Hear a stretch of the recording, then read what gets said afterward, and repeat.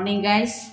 Pagi ini kita ada di program Beautiful Blessing in the Morning. Saya percaya pagi hari ini saya menjumpai kita semua lewat video ini dalam keadaan yang baik-baik saja. Karena kita tahu anugerah Tuhan yang membuat saya dan pemuda Timotius tetap kuat di dalam Tuhan. Puji Tuhan. Pagi hari ini saya akan membawakan renungan singkat. Saya ambil pembacaan pagi ini dalam Yosua pasal yang ketiga, ayat 1 sampai dengan ayat yang keempat. Dan yang menjadi pokok pembahasan kita di ayat yang keempat.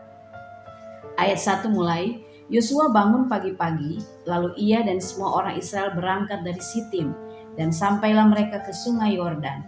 Maka bermalamlah mereka di sana sebelum menyeberang. Setelah lewat 3 hari, para pengatur pasukan menjalani seluruh perkemahan, dan memberi perintah kepada bangsa itu. Katanya, segera sesudah kamu melihat tabut perjanjian Tuhan Allahmu yang diangkat para imam yang memang suku Lewi, maka kamu harus juga berangkat dari tempatmu dan mengikutinya. Perhatikan baik-baik ayat 4. Hanya antara kamu dan tabut itu harus ada jarak kira-kira 2000 hasta panjangnya. Janganlah mendekatinya. Maksudnya supaya kamu mengetahui jalan yang harus kamu tempuh, sebab jalan itu belum pernah kamu lalui. Kita lihat di sini adalah peristiwa sesudah Musa. Tongkat estafet selanjutnya ada di tangan Yosua. Yosua ini yang akan membawa bangsa Israel untuk memerangi kota Yeriko, dan kita tahu di dalam cerita Alkitab bahwa kota Yeriko akhirnya jatuh ke tangan orang Israel. Itu karena ada penyertaan Tuhan. Tetapi sebelum mereka mengalami kemenangan itu, kita lihat di dalam ayat yang keempat, ternyata ada aturan yang harus orang Israel turuti. Dan Yosua katakan mereka itu harus berjalan, ada tabut Tuhan yang di depan. Kalau kita lihat di tabernakel Musa, tabut Tuhan itu tidak besar, tidak terlalu besar. Tetapi di sini dikatakan kamu harus berjalan, tabut itu ada jarak antara kamu dengan tabut ada 2000 hasta panjangnya. Itu kurang lebih 0,9 km atau kurang lebihlah 1 km. Jadi jarak pandang mereka dengan tabut itu ada jarak 1 km. Coba kita bayangkan bangsa Israel itu dengan jutaan umat Tuhan, ada orang tua, ada orang muda, ada anak-anak. Mereka harus berjalan, tetapi mereka harus mengikuti tabut itu yang tidak terlalu besar. Berarti pandangan mereka itu harus benar-benar terfokus kepada tabut itu. Ada hal yang kita lihat pagi hari ini, kok kelihatannya sepertinya Tuhan mempersulit orang Israel untuk berjalan menuju ke tanah Kanaan untuk merebut kota Yeriko. Tapi kita percaya di setiap apa yang Tuhan firmankan ada maksud Tuhan di dalamnya. Dikatakan di sini, jalan yang kamu lalui itu belum kamu pernah lewati. Berarti mereka belum tahu kondisi jalan. Kalau kita mungkin yang kerja kantor atau kuliah, mungkin dari rumah ke tempat kerja, kita sudah tahu beloknya bagaimana, tikungannya yang tajam yang mana, lubangnya yang bagian yang mana, kita udah tahu. Jadi waktu kita membawa kendaraan, mungkin mobil atau motor, mungkin walaupun dalam keadaan kecepatan yang cukup, kita udah tahu bagian-bagian mana yang harus kita hindari. Tapi kita melihat di sini bangsa Israel berjalan di satu kondisi jalan yang belum mereka pernah lewati. Tapi mereka harus ikut ada tabut di depan. Di sini ada satu pembelajaran yang saya pelajari adalah kita ini benar-benar harus fokus dengan Tuhan. Kita ini benar-benar adalah anak-anak muda yang harus meletakkan pengharapan itu hanya kepada Tuhan. Karena pengharapan kita yang sebenarnya hanya ada di dalam Tuhan. Di tengah-tengah pandemi yang kita hadapi ini, ada banyak hal yang terjadi di luar dari apa yang kita pikirkan.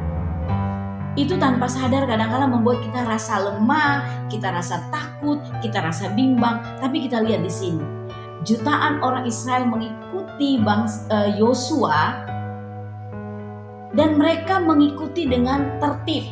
Bayangkan harus memimpin jutaan dan harus mengikuti hal yang kecil yang menjadi panduan mereka. Jalan yang dilewati belum pernah dilalui. Di sini kita melihat bagaimana bangsa Israel ini, Yosua khususnya sebagai pemimpin, meletakkan pengharapan sungguh hanya kepada Tuhan. Seperti ada pujian yang kita sering nyanyikan, satu-satu yang dapat kita andalkan hanya Kristus. Jadi pagi hari ini lewat pembacaan di Yosua pasal 3 ayat 4 ini, saya dan pemuda Timotius khususnya, kita benar-benar harus arahkan pandangan kita hanya kepada Tuhan. Satu ayat yang kita akan lihat di dalam Amsal pasal yang ketiga, ayat yang kelima sampai dengan ayat yang ke-8. Bagaimana supaya kita tetap fokus dengan Tuhan.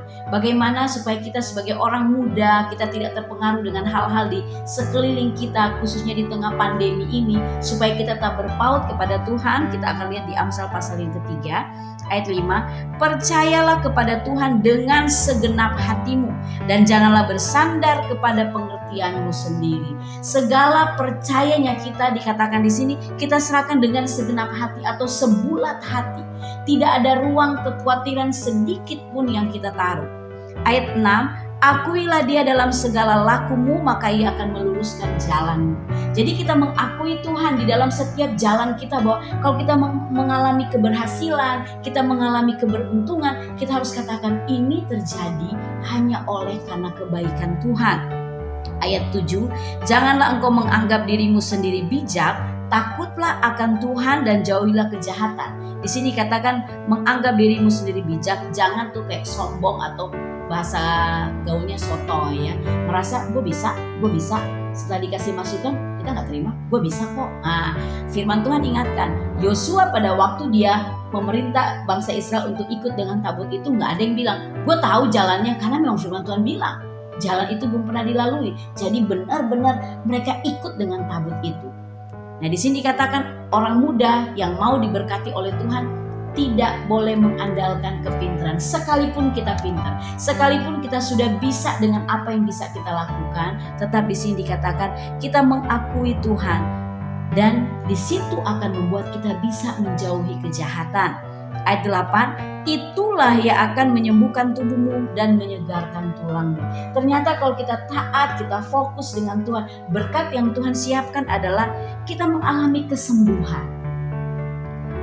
Dan tulang-tulang kita disegarkan. Dalam arti kata adalah melewati sepanjang hari, besok lagi untuk kita beraktivitas, ada kekuatan yang baru, ada kesehatan, ada sesuatu yang baru yang Tuhan kerjakan. Jadi pagi hari ini lewat program kita Morning Blessing, Beautiful Morning in the Blessings, kita diberkati oleh Tuhan. Selamat pagi, selamat meraih berkat-berkat Tuhan. Pemuda Timotius, tetap semangat. Tuhan Yesus memberkati.